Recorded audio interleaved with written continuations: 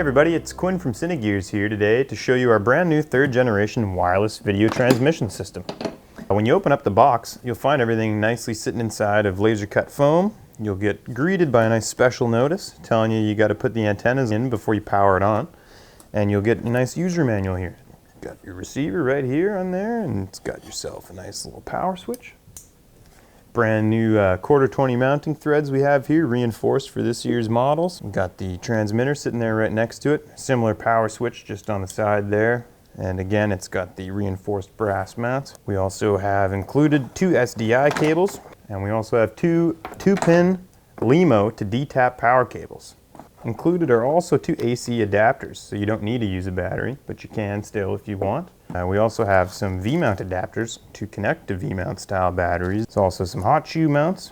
We've got 2 of those in there, one for each of the devices. We also got a box of 7 high-powered antennas, and it's all inside of this nice waterproof case. Just to give a quick rundown here, these devices are super simple to operate.